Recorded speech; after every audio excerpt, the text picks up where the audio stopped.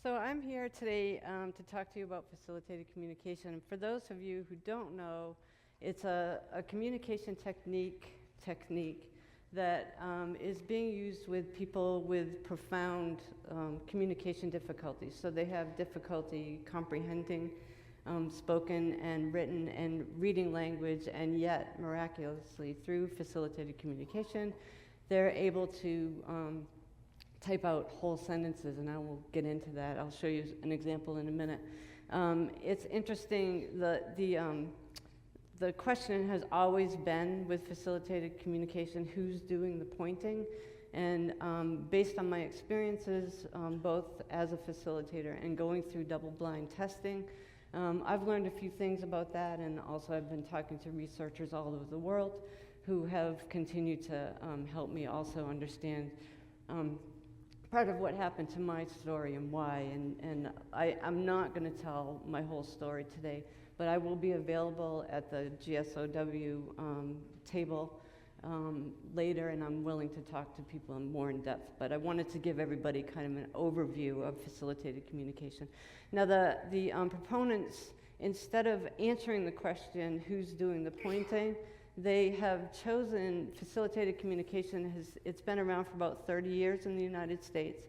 It's taken on a really bad reputation, so they've just simply changed the name to supported typing and typing to communicate. So you may also know FC from that. Now, I'm going to show you an example in just a second of facilitated communication, just so everybody's clear about what it is.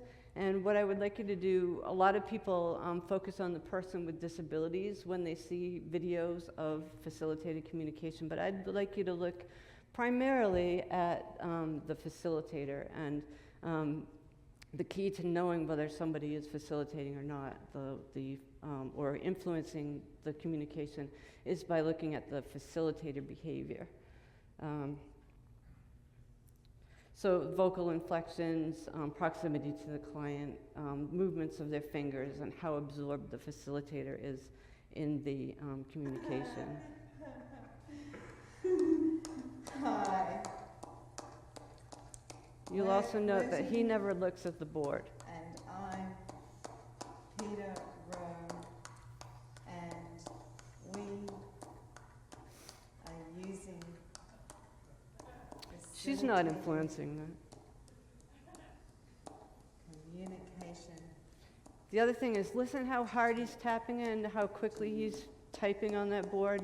I don't know if the facilitator could actually, even if they weren't influencing the communication, I don't know how you can process information that fast, like which letters are being typed on that or touched on that board. So facilitated communication was introduced to the United States in 1990 by Douglas Spicklin in an article called Communication Unbound, and it captured the imaginations of people all over the country. It was at the beginning of the inclusion movement, and it spread like wildfire because it was an easy solution to a difficult communication problem. So simply by supporting somebody emotionally and physically, all of a sudden you've got access to hidden knowledge, or previously silent people could communicate independently. And note the independence, if you read a lot of the pro-FC literature, independence means physically cueing or auditory or visually cueing the person. So that's independent, according to facilitators. Again, to make FC work, it's a facilitator influence technique, so it actually requires verbal, auditory, and physical cueing to work. And it's become very sophisticated. There have been people who have pairs, facilitator-client pairs, have been facilitating for 20 or 30 years, and they can stand, the facilitator can stand across the room, but is still cueing the person over here who's doing the typing. So it can be very sophisticated. Unexpected literacy, that was one of the cues for critics, was that all of a sudden people who could not spell their name out or type a cohesive sentence could write poetry. They're actually going to college now using facilitated communication. In fact, Syracuse University on Monday and Tuesday is holding yet another workshop on facilitated communication. Syracuse is the reason why FC exists in the United States. So facilitator dependence is not independence. That's the point that I would like to point out there. So double-blind testing primarily happened. I was involved with a false allegation of abuse case, so I was required, or not required, but it made sense for me to go through double-blind testing, and the facilitated messages were actually mine and not the client. Many blinded tests have happened since then. So the facilitator may be shown a picture, and the person with disabilities may be shown a picture. They don't know what each other is seeing. And when the facilitator doesn't have access to test protocols ahead of time, which is how proponents prove FC works, is they include the facilitator during the development of double-blind testing, so they know the answers ahead of time. But if they don't, then time and time again, it's the facilitator, and it doesn't matter the content. Most of the testing is not done with serious content. It's just people really wanting to know who's doing the pointing. The duration of training also does not affect the person's susceptibility. So I looked at all the controlled testing starting from around 92 to the present, and because I was a former facilitator, I'm also really interested in the facilitator perspective. Looked at the facilitators, and it didn't matter whether they took a 1 or 2 day workshop or if they had been trained directly by Douglas Bicklin and his group and had been facilitating for years. They're still equally susceptible to facilitator influence. It's built into the technique.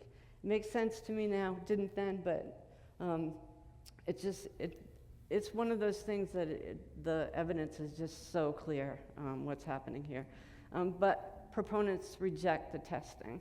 So what they do is they look at the written word, and they find unique spellings or unique turns of phrase, and they say, see, the facilitator didn't know, they wouldn't have written that, so it must be true. So their rationale for why FC works runs primarily along the lines with people using FC say it works, so it must work. I'm going to show you another example. It's morphed into a couple different versions. This is rapid prompting method, and people sometimes confuse this because the facilitator holds a board in front of the person.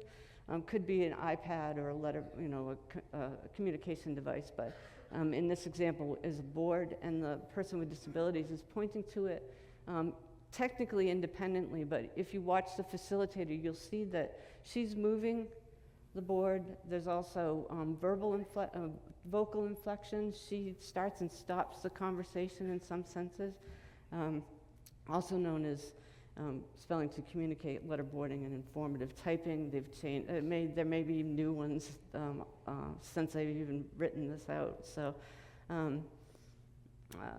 just want to see.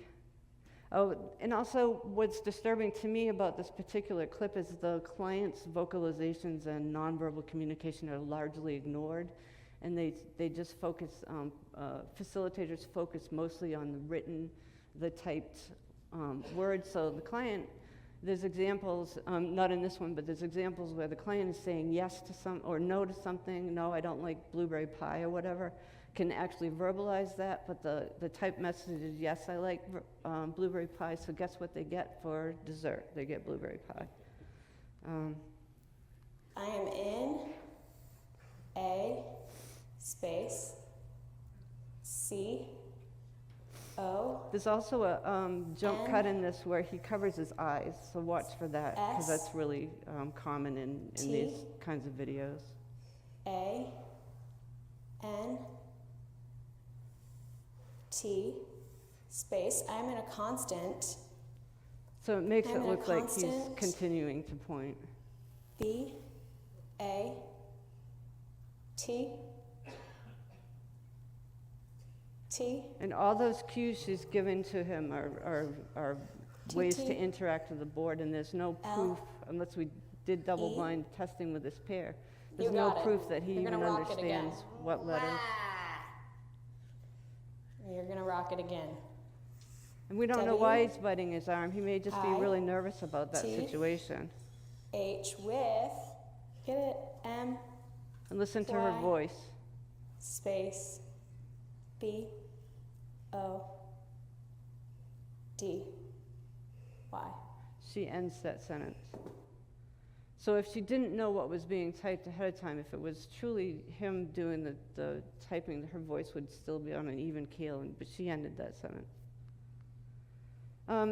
What I want to emphasize here is that FC is being used to make major life decisions, housing, medical, health, questions of relationship issues, including marriage and sexual relationship. If I wouldn't want to be the facilitator in that situation, but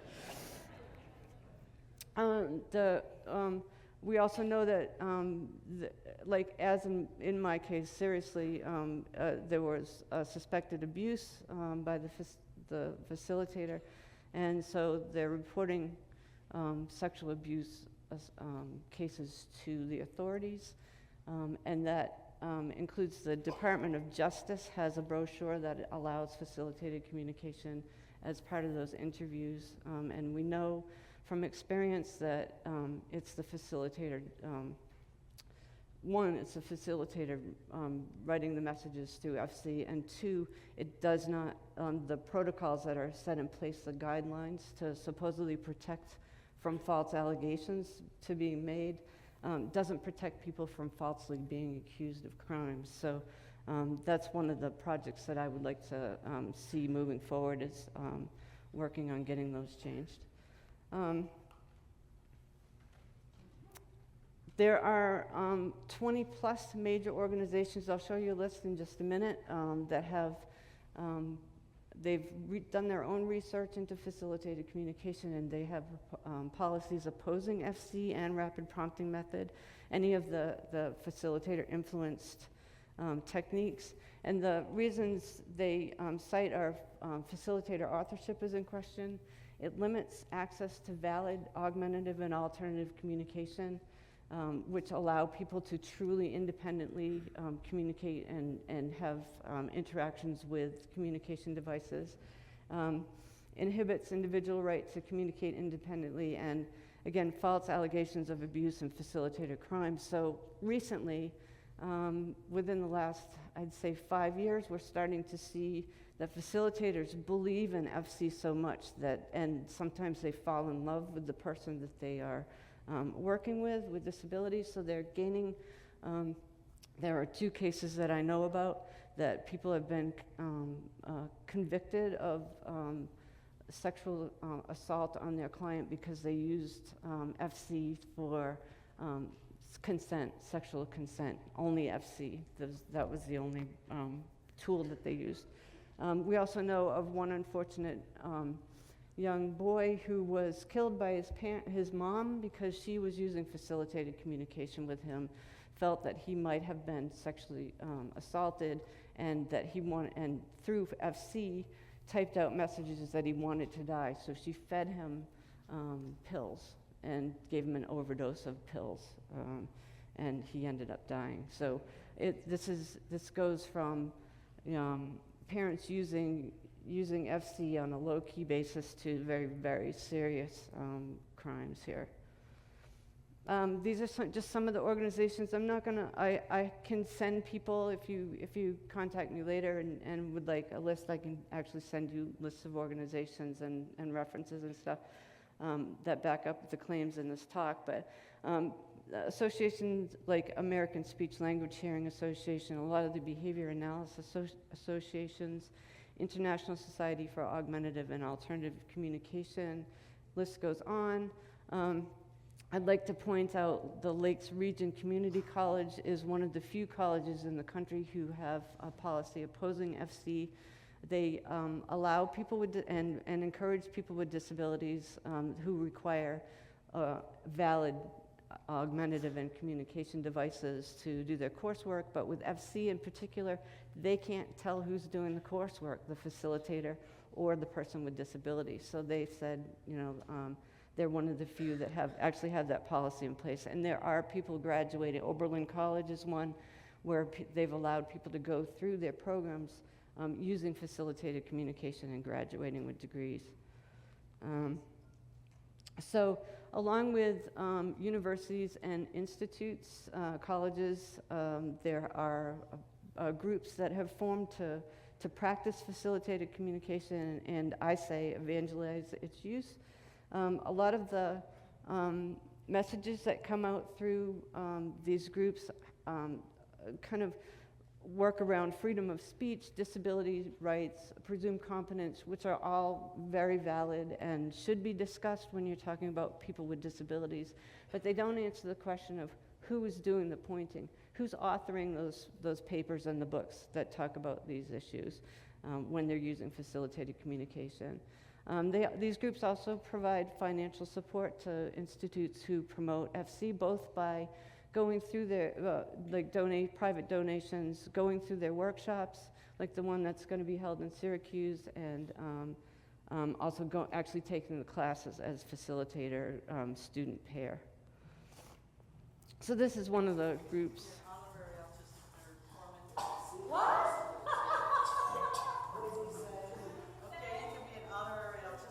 And if you notice, there's no eye contact with any of these facilitators or any of the clients.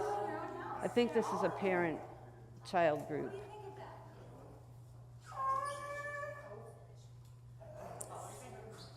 We can have our own mini center here. So they talk about community, the need for community. They talk about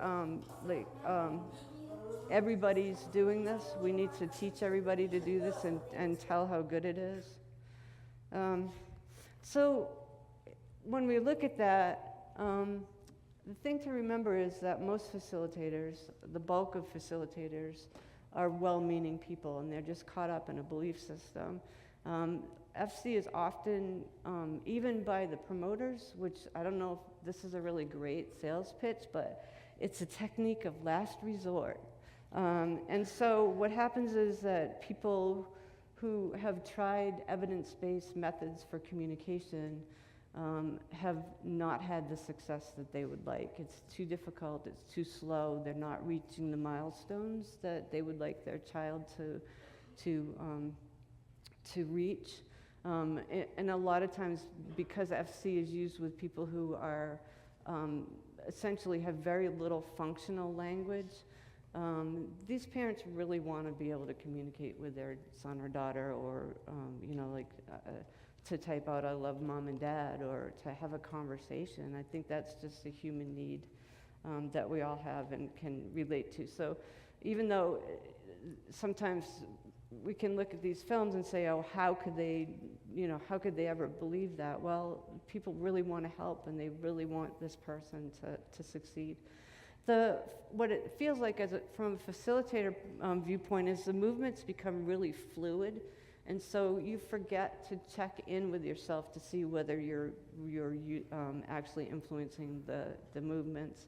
And again, like I said, the confirmation, you look to the written language to confirm that it's true, and there's guidelines for what to look for. And if you know the guidelines, you're going to see them in the written text. You're going to find them in there somehow.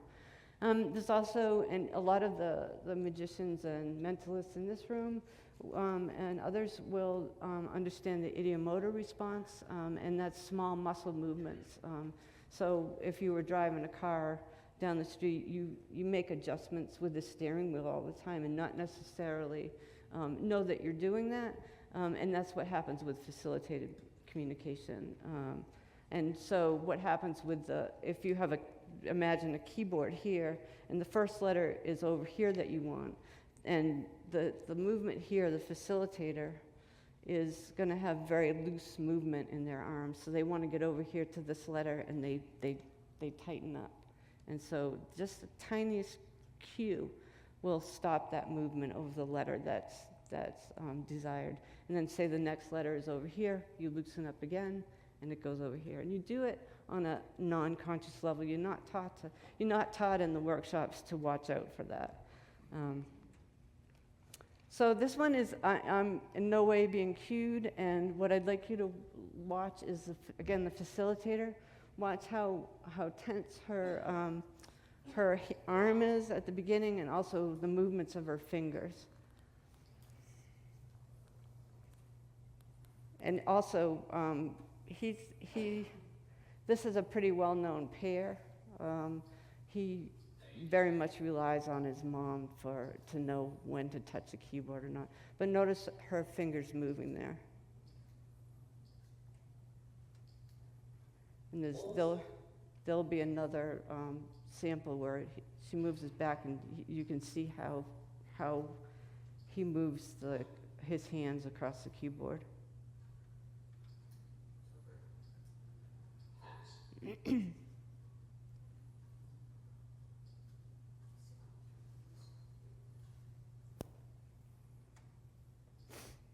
And they truly believe that they're not cueing. She really believes that she's not cueing. Or at least outwardly.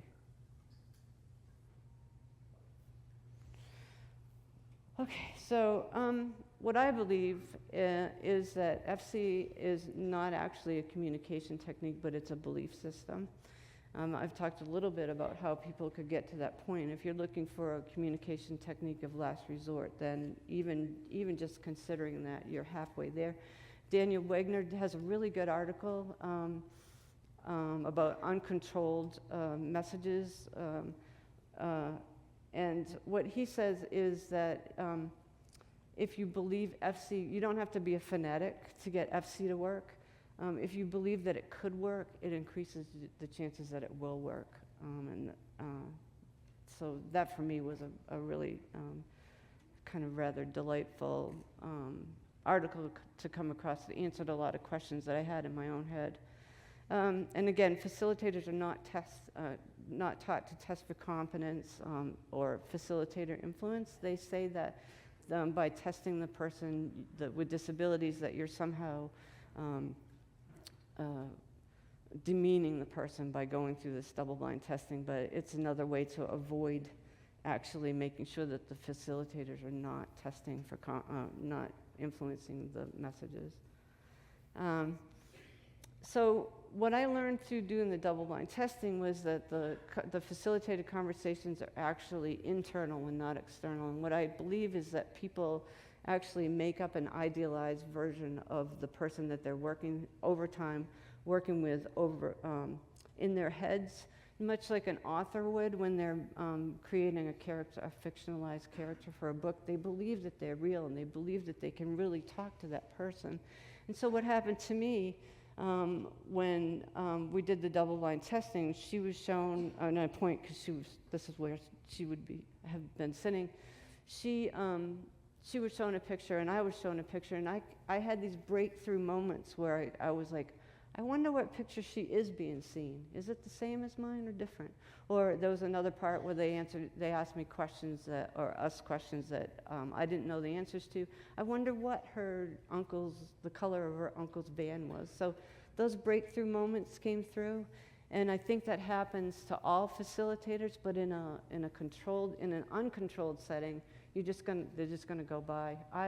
I think maybe I moved her hand that time, but I won't next time, and it just goes by really fast.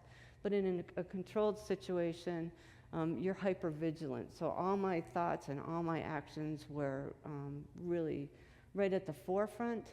And so those breakthrough moments, I realized much, much later. It took me a while to figure all this out. But I think that to me, the conversation, the FC conversation stopped in my head when it was in a controlled setting. I don't know if that makes sense, but that's kind of how I've come to understand it. And that's exactly why people don't like to be tested, is that all of a sudden you're faced, my partner calls it mental checkmate, where there's no place to go. You just realize that, oh no, I'm the one that's controlling these situations, and that's not a very pleasant or easy place to be. I'm running out of time, but I want to give you this one really quick. This is a hybrid, and I want you to watch the mom's, I'm pointing down here, but I want you to watch the mom's movement of his neck and face, and supposedly this is an eye-gazing situation, so the three facilitators, the three people involved have to have pretty sophisticated visual acuity. They have to be able to track information from a distance, but I'm actually thinking it's probably her moving his head.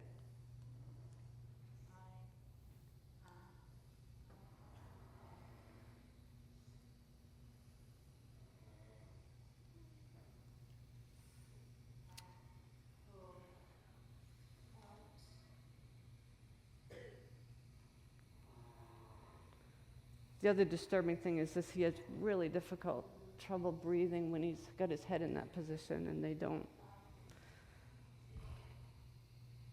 address that really. So I looked at that video up close, and if you watch, these are all online. If you watch the person in back is his mom, Jonathan's mom. You can watch her eyes the muscles in her eyes darting back and forth, but if you focus in on Jonathan, I'm not seeing a lot of movement. And there may be, like you can't know 100% unless you do the double-blind testing, but I have really high suspicion about that. There's a lot of work to do. This is a thing that's been around for a long time. The skeptical movement debunked it in 1994. It's still around. The FC people continue to use it and continue to this day to use it. So it's very well established. We know that testing protocols to rule in and out facilitator influence done by the right people who are trained to do that kind of testing. We know that, thank you, Susan Gerbich's group, Guerrilla Skepticism on Wikipedia, has been really good at getting evidence-based information onto the Wikipedia pages. And again, other editors have picked up on that, and recently, within the last couple months, some pages have been deleted that were promoting facilitated communication on Wikipedia, and these other editors not involved with her group said, no, you can't prove those claims because FC has been discredited, so kudos to that group. Also, as Stuart mentioned, developing a worldwide network. There's been a lot of people who have been fighting this in ones and twos for a really long time. In fact, James Randi got involved in 1992. He said it was a bunch of crock, and I kind of want to thank him for that. But also, people feel alone. There's pressure to maintain the status quo.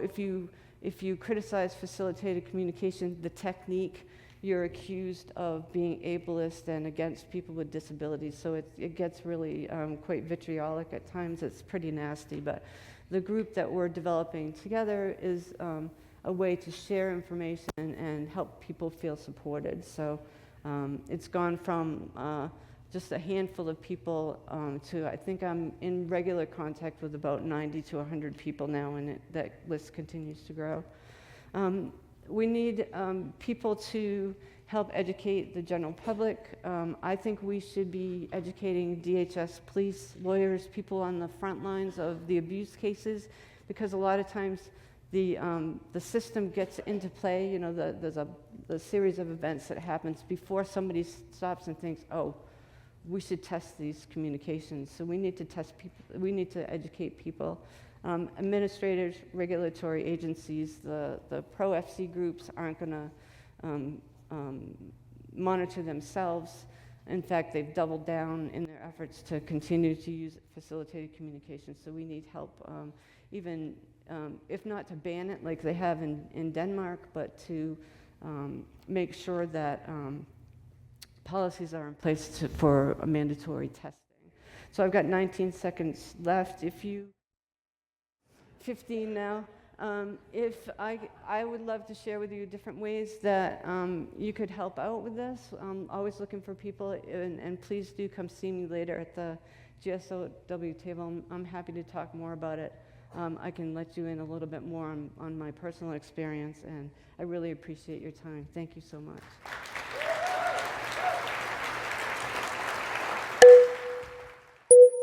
Thanks for watching. If you liked this video, be sure to give it a thumbs up and share it with your friends. Don't forget to subscribe to the channel and ring that bell to be notified about new videos. You can follow us on social media, and if you really love what we do, consider supporting us with a donation. Links to all that good stuff is in the description below.